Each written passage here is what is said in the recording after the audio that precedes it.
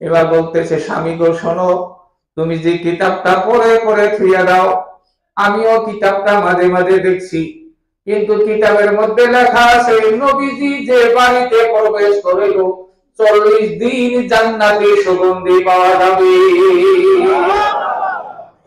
তুমি মিথ্যা কামনা ছাত্র কথাটা প্রমাণ করার জন্য আমি তোমার ঘুমের থেকে যখন জাগাইলাম, আমার নাকের মধ্যে জান্নাতি একটা সুগন্ধি পেয়েছিলাম।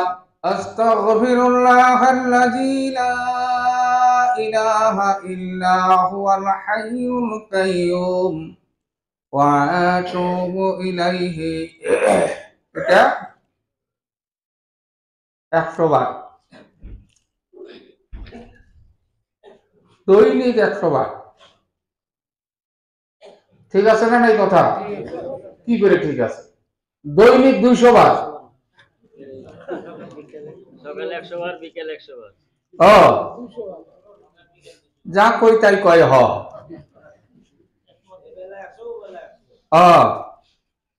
আব্দুল হামিদ ঠিক আছে। আব্দুল হামিদ যদি আর 5 বছর আগে থেকে এতেকাপ করতো, ওর সাথে কাইও ভাবার না। 2 বছর এতেকাপ করে টন্ডনা হয়ে গেছে, চালাক চতুর হয়েছে বহুত। এখন শোনো, এই যে তওবা করতেছি কার কাছে? আল্লাহ তাআলা আমার জাহিরি বাতিনি, জানা অজানা, দেখা অদেখা সব গুনার খবর আমার আল্লাহর হাতে আছে। আছে না নি? আচ্ছা, আপনারা বলেন, যদি আল্লাহ কয় যে আক্কাস আলী, তুমি যে পাপ করছো, তোমার বেটার সামনে, তোমার মায়ের সামনে, তোমার বাপের সামনে, তোমার ভাইয়ের সামনে, তোমার স্ত্রীর সামনে, তোমার ছেলে মেয়ের সামনে পাপ গুলো একটু দেখায় দেই, তুমি কিরম ভালো মানুষ আছিল, কাণ্ডটা দেখায় দেই একটু, কন্ত অবস্থা কিরম হবো? কি অবস্থা হবো? ওর থেকে মরে যাওয়া ভালো না? নাই? হায় হায়, কত গোপনে কত ভুল করছি, এটা যদি আমার মেয়ে দেখে তো আমাকে আব্বা কইতে ঘৃণা করবো। এই পাপটা যদি আমার ছেলে জানে, আমার বাপ এরকম খারাপ আছিল, ছি ছি ছি, এরকম মানুষের বাপ কওয়া চাইজ নেই, কব না নেই? স্ত্রীর কাছে কইলে স্ত্রী কব যে একে আমি স্বামী হিসেবে গ্রহণ করতে ইচ্ছা হয় না, ঠিক না? সেই তওবা করতেছি কার কাছে? অত খেলা কি এটা? গোপনে ধীরে অস্তে তওবা করো। আল্লাহ, তুমি আমার গুনাহ জানো, কেউ জানে না, আমি গোপনে তোমার কাছে ক্ষমা প্রার্থী, তুমি গোপনে আমারে মাফ করিয়া দাও। কিরম আপন! আল্লাহর মতন আপন পৃথিবীতে কেউ নাই, আসেনি? দেখুন, সত্য করে চাই দেখুন, আমরা ছোটবেলায় বাবার সাথে থাকতাম, বাবার বুকের উপরে থাকতাম, ঠিক না? মা আর একটা ছোট ভাই বা ছোট বোনকে নিয়ে মা আলাদা জায়গায় থাকতো, আমি বাবার পাশে থাকতাম। বড় হয়ে গেলেও বাবার সাথে থাকতাম, এত আদর করত যে রাতের যখনই চেতন পাইতাম তখনই দেখতাম বাবার বুকের উপরে শুয়ে আছে, যখনই চেতন পাইতাম তখনই দেখতাম। তাহলে বাবার বুকেটা ব্যথা হয় নাই? একটা হাত যদি উপরে সারাদিন থাকে কিরম লাগে? 2 ঘন্টা টাইম থাকুক কিরম লাগে? একটা হাতের ওজনই সহ্য হয় না। আর আমি আমার ছেলে একটা, যুবক ছেলে একটা, বাবার বুকের উপরে থাকলাম, কত কষ্ট হয়েছে। তাহলে বাবা আদর করে না? কথাক্ষণ করে না? নাই? রাত্রে 3টার ওদিকে পায়খানা আইছে, গুনগুন করে কইলাম পায়খানা করব, বাবার কুলের মধ্যে, বাবা নিয়ে যেতে পারে না পায়খানায়, কিন্তু বাবা যান ডাক দিয়ে কয়, ও বিবি, তোমার বাচ্চা পায়খানা করবে। কার বাচ্চা কইল? তোমার ছেলে পায়খানা করবে, নিয়ে যাও। এতক্ষণ এত আদর করতো, এত বুকে রাখতো, এত মহব্বত করতো, যখনই পায়খানার কথা শুনছে ঘৃণা আইছে বাপে, এটা কেমন করে কি করব, কি সাফ করবো, কি কেমন করে, এই নিয়ে যাও রে, পায়খানায় যাব। মা নিয়ে গেল, নিয়ে যাইয়ে ওই জায়গায় ঘরের কানিতে, এ বাবা এখানে পায়খানা করা, আমি এখানে খাওয়া আছি, হয় না নি? মা তো দরদি দূরে যায় দাঁড়ায় থাকে, কয় বাবা আমি তোমার পাশেই আছি, তুমি পায়খানা করতে পারো। নিকটে আছে, নাকে হাত দিয়ে একটু দূরে দাঁড়ায় আছে। ফেরেশতারা তো আগেই সরে গেছে, পায়খানার জায়গায় ফেরেশতা থাকবে না, নাপায়খানার জায়গায় ফেরেশতা থাকে না। আমার আল্লাহ ডাক দেয়া কয় মা তুমিও সরে গেলা, ফেরেশতারাও সরে গেলা, বাবা তো আগেই সরে গেল। আমি যদি আমার গোলামের সাথে এখন না থাকি, আমার গোলাম পায়খানা করতে পারবে না। আমার করুণা ছাড়া আমার গোলামের পায়খানা হয় না। সুবহানাল্লাহ, ছোট করে দেন। ছোট কথা কি, জোরে কও সুবহানাল্লাহ। আমার বন্ধুগণ,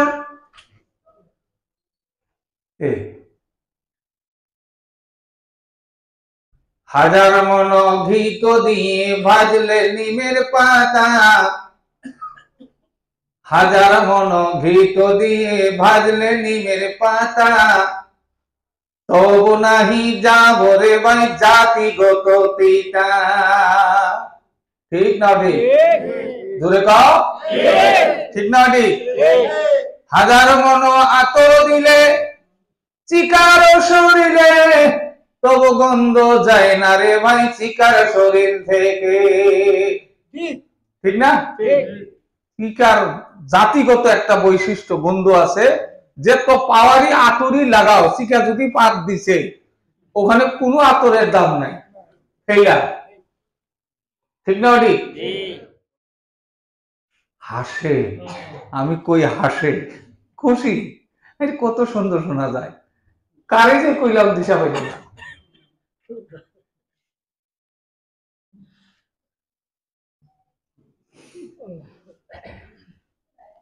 বন্ধুগণ শোনো, তওবা করো, এইভাবে তওবা করতে থাকো।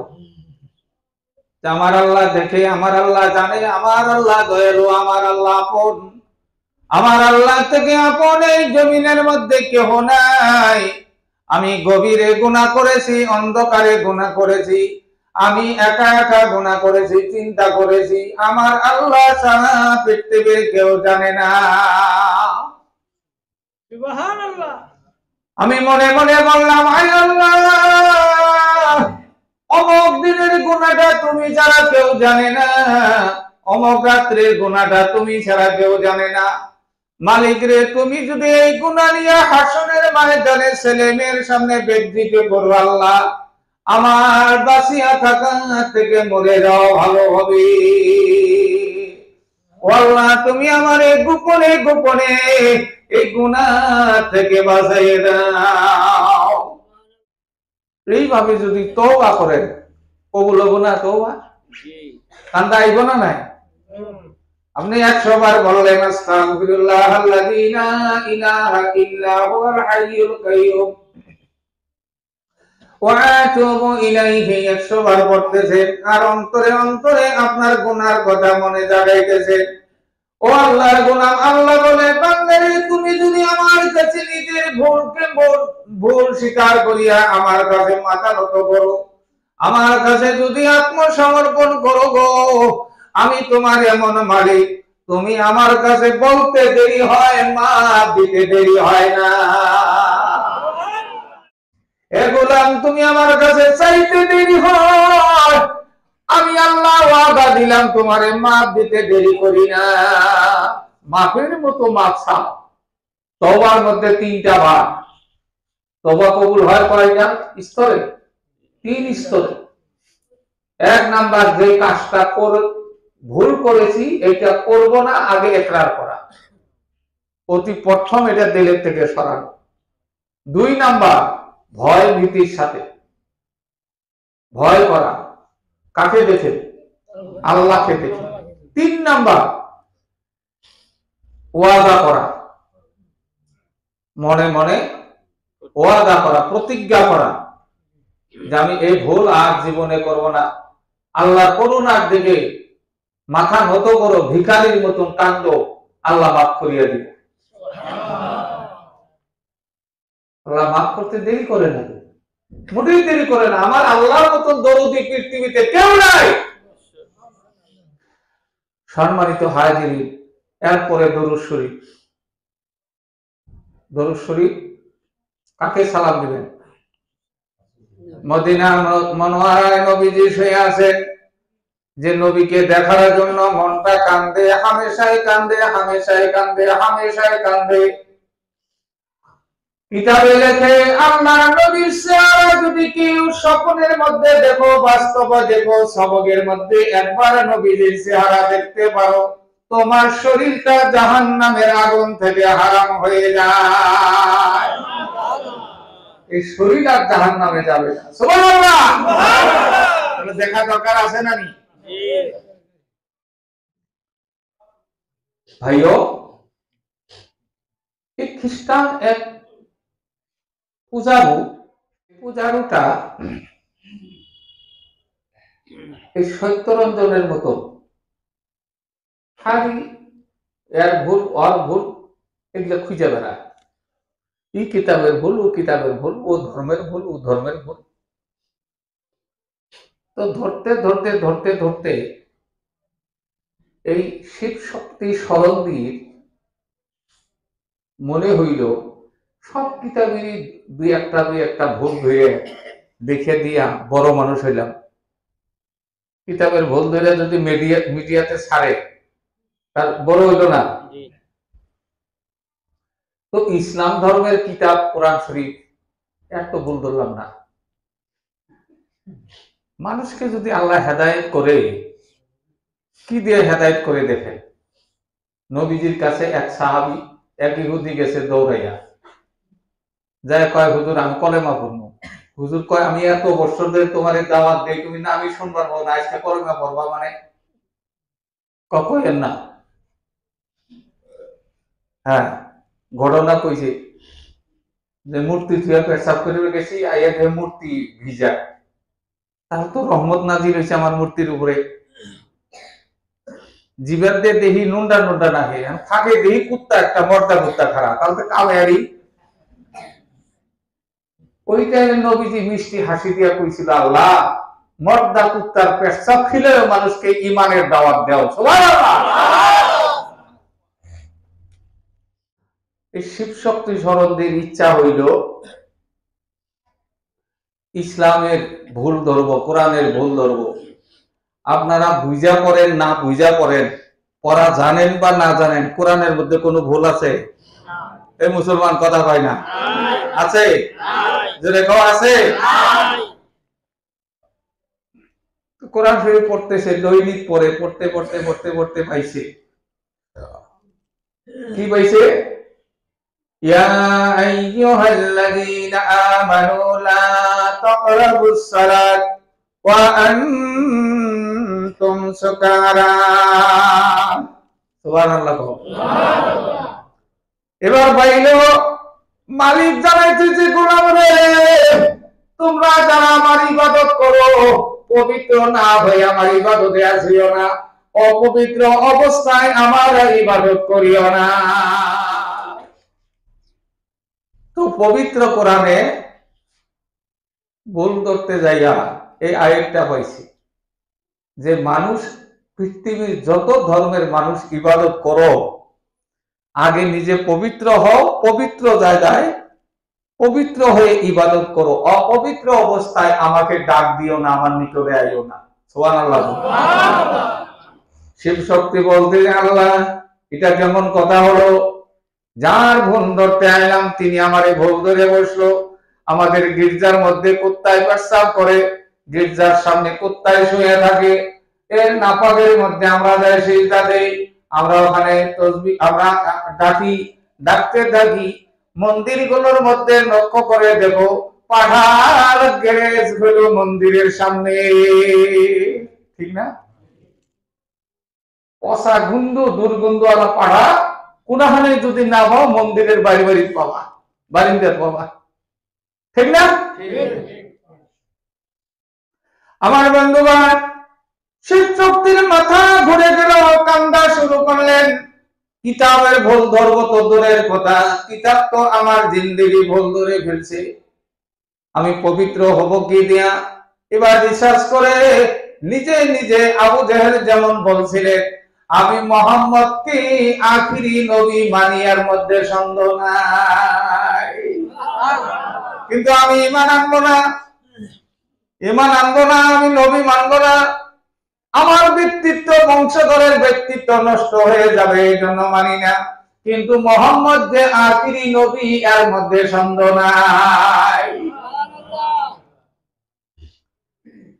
শিব শক্তির মাথা ঘুরে গেল, নিজে নিজে গোপনে গোপনে চিন্তা করে আর বলে আল্লাহ, এই জমিনের ভিতরে যতই মাতবরি করি, একজন মানুষই হলো বৈজ্ঞানিক, একজন মানুষই হলো দার্শনিক, একজন মানুষই হলো ইঞ্জিনিয়ার, একজন মানুষই হলো ডক্টর, একজন মানুষই পবিত্র মানুষ মুহাম্মদ রাসূলুল্লাহ সাল্লাল্লাহু আলাইহি ওয়াসাল্লাম।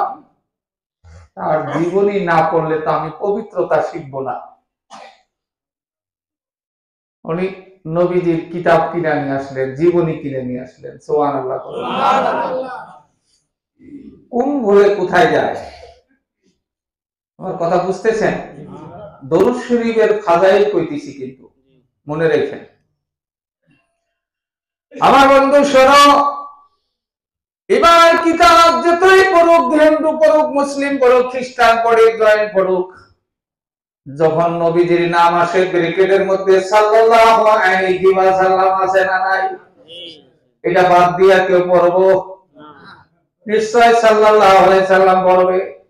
দৈনিক পড়তে পড়তে পড়তে পড়তে বুকের উপরে কিতাব নিয়ে শরণদি ঘুমায়া গেছে। স্বপ্নের মধ্যে নবীজি বলে, ও শরণদি, তুমি প্রত্যেক দিন আমারে সালাম দাও, আমি মদিনার নবী, মদিনায় সহ্য করতে পারি নাই, আমার দেহ মোবারক নিয়ে সামনে হাজির হইলাম, তুমি ইচ্ছা করলে আমার হাতে কলেমা পড়তে পারো। দাওয়াত দিলেন রুহানিতে। পাগলের মতো ঘুমের ঘরে এত সুন্দর মানুষ দেখছে, শিব শক্তি স্মরণ দিয়ে মাথা নষ্ট হয়ে গেছে। স্বপ্নের মধ্যে আওয়াজ দিচ্ছে, লা ইলাহা ইল্লাল্লাহ, লা ইলাহা ইল্লাল্লাহ, লা ইলাহা ইল্লাল্লাহ, লা ইলাহা ইল্লাল্লাহ, মুহাম্মাদুর রাসূলুল্লাহ সাল্লাল্লাহু আলাইহি ওয়াসাল্লাম। ওনার বিবি ধাক্কা দিছে, এই কি কর, তুমি তো নাস্তিক হয়ে গেলা, দেখি ঈমান হারা হয়ে গেলা, এটা কি কর? শিব শক্তি বলে, বিবি রে, তোর কাছে অনুরোধ, তুমি আমারে ছোঁয়াইও না, আমারে গোলাইও না, নাপাক শরীরে গোলাইও না, আমি আখিরি জামানার নবী মুহাম্মদ রাসূলুল্লাহ সাল্লাল্লাহু আলাইহি সাল্লামকে দেখেছি, এমন মানুষ পৃথিবীর মধ্যে আর দেখা যায় না। এত সুন্দর মানুষ, যার হাতে আমি কলেমা পড়েছি, আমি মুসলমান হয়ে গেছি, ইসলাম কবুল করেছি, তুমি যদি আমার সাথে থাকো কলেমা পড়ো, আর যদি না থাকো আমার আপত্তি নাই, আমাকে একা ছেড়ে দাও। বিবি বললেন, ঠিক আছে, আমি 40 দিন বাদে তোমারে কইব। কয়দিন বাদে? ঠিক আছে, গেছে। একা একা থাকে, একা চলে, একা কি করে, আর নিম্ন হয়ে গেছে। বউটাও খালি প্রত্যেক দিন খা খবর রাখে, খা খবর রাখে, খা খবর রাখে। 39 দিনের দিন মেয়েটা গোসল করিয়া, ওযু করিয়া, পবিত্র হইয়া, ভিজা চুল্লিয়া স্বামীর সামনে কান্দিতে কান্দিতে হাজির হয়ে গেছে। স্বামীরে, আমি তোমার হাতে হাত দিয়া কলেমা পড়তে চাই, আমি তোমার ছাড়া বাঁচবো না। আমি তুমি যে ধর্মের মধ্যে গেছো সাচ্চা ধর্ম, সেই নবী সত্য, আখিরি নবী সত্য, জোরে কও সুবহানাল্লাহ। আমারও কলেমা পড়াই দাও। এবার স্বামী বলে, বিবির এইটা এতটুকু চিন্তা করার কারণ কি ছিল, এতদিন কেন ভাবলা? এবার বলতেছে, স্বামী গো শোনো, তুমি যে কিতাবটা পড়ে পড়ে থুইয়া দাও, আমিও কিতাবটা মাঝে মাঝে দেখছি, কিন্তু কিতাবের মধ্যে লেখা আছে নবীজি যে বাড়িতে প্রবেশ করিল 40 দিন জান্নাতি সুগন্ধি পাওয়া যাবে। তুমি মিথ্যা মামলা ছাত্র কথাটা প্রমাণ করার জন্য আমি তোমার ঘুমের থেকে যখন জাগাইলাম, আমার নাকের মধ্যে জান্নাতি একটা সুগন্ধি পেয়েছিলাম। আমি ভাবলাম এই সুগন্ধি কয়দিন থাকে, কিতাবে তো পাইছি 40 দিন থাকবে, তাই আমি বলছিলাম 40 দিন পরে তোমাকে বলবো। আমি 39 দিন পর্যন্ত গ্রামটা পাইতেছিলাম না, ছিল আজকে অল্প অল্প করে কমে যাওয়া শুরু হয়ে গেছে। আল্লাহর বান্দা, এখন বুঝেছি আখিরি জামানার নবী সাইয়্যিদুল মুরসালিন রাহমাতুল লিল আলামিন মুহাম্মদুর রাসূলুল্লাহ সত্য করে আমাদের বাড়িতে আসছিলেন, আমাদের বাড়িতে আসছিলেন। ও হুজুর, তুমি আমারে কলেমা পড়াইয়া দাও, জোরে বল সুবহানাল্লাহ। আমার বাবাজিরা, একজন গায়ের কোণের শত্রু যদি নবীকে সালাম দিতে যায়, নবীর প্রেমে পড়ে যায়, আমরা নবীর আশিক করে যদি সালাম দেই, আল্লাহর নবী মদিনা থেকে আমাদের দেখা দিবে না? নাই। দরুদ শরীফ যেমন পড়ো, খেয়ালের সাথে পড়ো, কাঁদিতে কাঁদিতে পড়ো। তোমার এক ফোঁটা চোখের পানি যদি জমিনে আসে, আল্লাহর নবী বলে, মদিনায় আমি থাকতে পারি না, আমার চোখের পানি দিয়া মদিনার মাটি ভিজে যায়। আমার ভাইরা, 6 তাসবিহ পড়ার টাইমে যদি চোখ দিয়ে পানি আইছে, মনে করো আমার নবী আমার সালামের উত্তর দিতেছে, জোরে বল সুবহানাল্লাহ। আমার নবীকে মায়ার নজরে সালাম দাও। সালামের ভিতরে যদি আল্লাহর নবী খুশি হয়ে যায়, আল্লাহ ইচ্ছা করলে দরুদ শরীফ চোখ বন্ধ করে পড়তে পড়তে নবীর চেহারাও দেখতে পারবো। আলহামদুলিল্লাহ। আল্লাহ আমাদের কবুল করুক, বলেন আমিন। আরেকবার বলেন আমিন। এই ছিল 6 তাসবিহ, আল্লাহ কবুল করুক। একটা কইলাম 6 তাসবিহ সবক কয়টা? 6টা মনে আছে না? 6টার একটা কইলাম, আরো 5টা থাকলো, কালকে আবারও মনে করে দিয়েন আরেকটা কমু। কথাটা বুঝে আসছে কি? 6 তাসবিহ বুঝাইয়া দিলাম কিভাবে 6 তাসবিহ করা লাগে। আগামী কালকে আল্লাহ তৌফিক দিলে কইমু দ্বিতীয় সবক। 6 তাসবিহ একটা চাবি, তালা আছে 6টা তোমার দেহের মধ্যে, কালকে কইমু।